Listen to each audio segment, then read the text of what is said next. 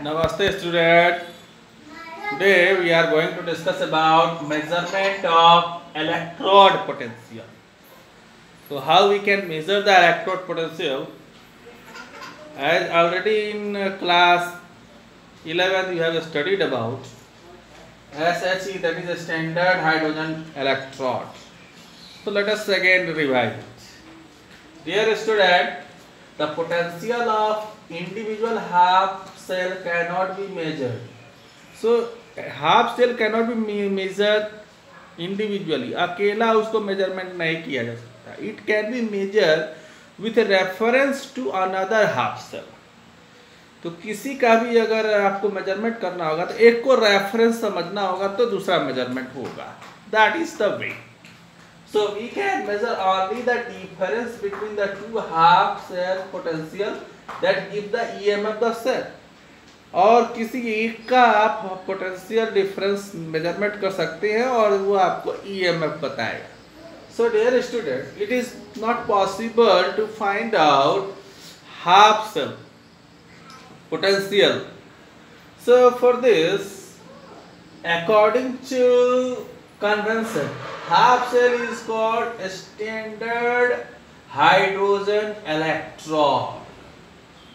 So according to convention, okay, सहूलियत के लिए half cell is considered a standard hydrogen electrode and represented by PT H single dash H2 and then H plus ion and is assigned as zero potential. और इसको zero potential माना जाता है और इसी के रेफरेंस में किसी का भी मेजरमेंट किया जा सकता है. So standard hydrogen electrode that is SHE, okay, at all the temperature corresponding to the reactions. कोई भी रिएक्शन हो रहा हो, किसी भी टेम्परेचर पे हो रहा हो, तो उसका जो SHE जो होता है उसको जीरो पोटेंशियल कंसीडर किया जाता है. And this SHE is connected to another half cell and then we can find out the value of EMF. Now here add H plus ion combined with gain electron, then form hydrogen gas. Then for this, a standard hydrogen electrode consists of the platinum electrode. और यहाँ पे platinum का electrode यहाँ पे है coated with platinum black, और ये platinum black से कोटेड है. That is finally divided platinum, okay, and platinum foil. Platinum foil के ऊपर फाइनली डिवाइडेड कोटेड होता है. Now and the electrode is deep in acidic solution and pure hydrogen gases bubble out. और जब इसको acidic solution में डाला जाता है तो उससे जो गैसेस निकलती है that is hydrogen gas is bubbled out, it comes out, okay, through the concentration of both the reduced and oxidized form of hydrogen is maintained at unity. और कितना ऑक्सीडाइज हुआ, कितना रिड्यूस हुआ, ये एक यूनिटी पे मेंटेन किया जाता है. So this is the importance of this SHE, standard hydrogen electrode. Dear student, at 298 Kelvin the EMF of the cell double dash line second half cell constructed by taking a standard hydrogen electrode as anode. और SHE को हम लोग anode consider करते हैं, with a reference half cell माना जाता है.